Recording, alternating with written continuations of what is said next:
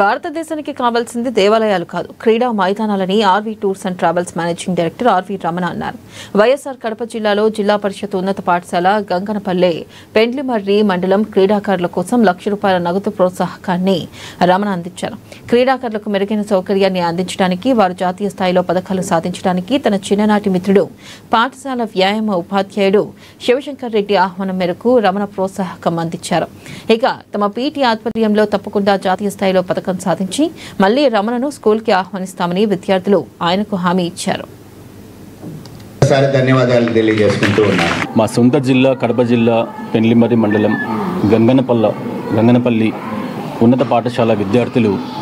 ఇటీవల కాలంలో రాష్ట్ర స్థాయిలో జాతీయ స్థాయిలో క్రీడా ప్రతిభను కనబరుస్తూ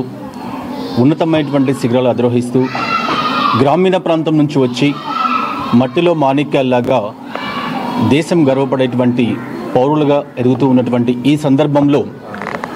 ఒక గ్రామీణ ప్రాంతం నుంచి అదే జిల్లా పరిషత్ ఉన్నత పాఠశాల నుంచి జీవితం ప్రారంభించినటువంటి నాలాంటి ఎంతోమంది ఇటువంటి విద్యార్థులందరికీ కూడా చేతులు అందిస్తూ ఒక వృధా సాయంగా వాళ్ళందరికీ కూడా వెన్నుదన్నుగా నిలవాలి అన్నటువంటి ఆలోచనతో నా ప్రియమిత్రుడు ఇక్కడ పనిచేసేటువంటి డ్రిల్ మాస్టర్ శంకరెడ్డి గారి యొక్క ఆధ్వర్యంలో, హెడ్ మాస్టర్ గారి యొక్క ఆశీస్సులతో